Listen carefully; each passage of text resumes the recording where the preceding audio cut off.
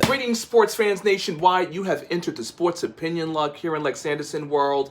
And in this video, of course, representing Oregon, who advanced over VCU due to COVID-19 issues on their side. They advanced, but I'm also going with the Oregon Black. The Black to represent the death, the burial, the funeral. All the brackets out there in America have been busted. There was an upset alert earlier today as number 8, Loyola Chicago, defeated number 1, Illinois, final score 71-58. Sister Jean, working her magic, or excuse me, her prayers. Illinois is out. And again, all brackets nationwide have been broken. Before I get into the games yesterday and the other upsets and Creighton just getting by, shout out to my sister Allie P. I, top 1%er, people sportscaster, I was a victim of media manipulation as I was not truly aware of the women's basketball tournament and their substandard workout area, which again, thanks to my shout out to my sister Allie P. I checked out Vanessa Bryant's Instagram, and then I went to W Slam, which showed that they had a better setup after a student had showed the disparity between what the women had for a workout room compared to the men's workout area. I actually do recall seeing that video on Twitter. However, I thought it was like a white woman complaining about a gym issue. You know, I didn't like press the sound to hear that it was actually a basketball player in the NCAA women's tournament. You know, thanks to the power of social media, they got a better setup with that open space that the NCAA said that they didn't have. And of course, it is a shame that it had to be brought to the attention of the nation in regards to that. But the student athletes definitely need to be better taken care of. And thankfully, the matter was rectified. So I definitely had to address it. Shout out again to my sister Allie P for making me aware of the situation, which is even more hilarious to an extent because now that the men's brackets have all been busted on a nationwide sports leader, they're like, oh, you know, you could play and fill out the women's bracket. Okay, yeah, so you want to clearly make money off of them, but again, you had them setting up in the dinkiest of weight rooms. Okay, let's go on to talk about the games that took place yesterday. Let's go. Like the prophet had decreed, Georgetown Hoyas, don't read into it. Patrick Ewing and his squad got annihilated by Colorado, 96-73 final score as they hit 16 three-pointers. So it looks like the number 12 Georgetown were trying to make some noise, but the only noise was the fire alarms being set by number 5 Colorado raining all those threes on their head.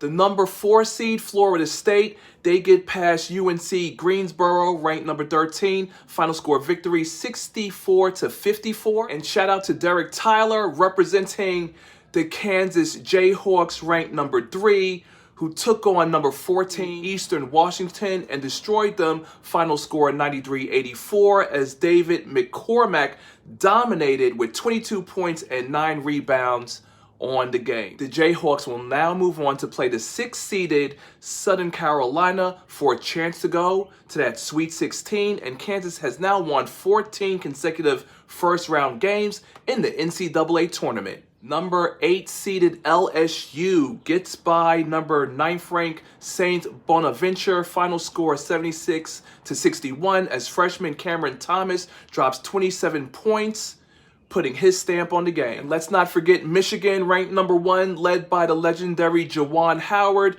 They get past Texas Southern, ranked number 16. Final score 82-66. Total dominance across the board. How about the most thrilling game at that point yesterday? Creighton, ranked number 5, gets by UC Santa Barbara, ranked number 12. Final score 63-82 as Amadou Sow splits 2 defenders, has a path to the basket, and can't convert the shot. losses get no more devastating than what had happened to UC Santa Barbara last night. They could have really, well, they're still searching for their first tournament win. I'll just leave it at that. Number 2, Alabama Roll Tide steamroll number 15, Iona. Final score 68-55. It was said that Rick Pitino, that dirtbag, scandal-riddled coach who continually finds new places to get hired, it said that he had packed 8 designer suits for the tournament. Well, thankfully, he could just ship those back to his crib because him and Iona, they're out of here. Number 6, USC gets by number 11, Drake. Final score 72-56.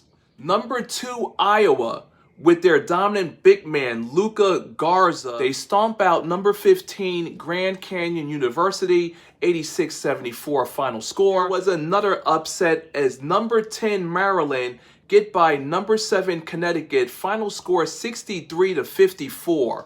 Woo! March Madness indeed, sports fans. March Madness indeed. But there would be even more madness to follow as number 13 seeded Ohio eliminates and stuns defending champion number 4 ranked Virginia. Final score 62-58. And Virginia Cavaliers have now become the first defending champion to lose in the first round since UConn in 2012. Number 8, Ohio. They get by number 9, Missouri Tigers. Final score 72-68. And of course, everybody's favorite team, Gonzaga, number 1, undefeated, 27-0, taking on the number 16 ranked Norfolk State. They, of course, blow them out, 98-55 final score.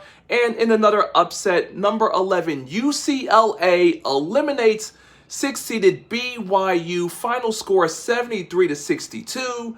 And Texas, coming in at number 3, they lose to 14th ranked ACU. Final score 53-52. Texas Longhorns. So sad, so sad. So, of course, as of the making of this video right now at halftime, Syracuse is up over West Virginia, 35-29. So I'm going to get ready to check out the rest of the games that we got here on this Sunday. Thank you, Sports Fans Nation and worldwide, for tuning in. Let's see what other upsets we have, because all the big-time programs, those with championship aspirations, are being shown the door. Of course, I'm still waiting for Gonzaga because, well, I just don't like them. Plain and simple. So, until next time, sports fans nationwide, Lex Anderson signing out.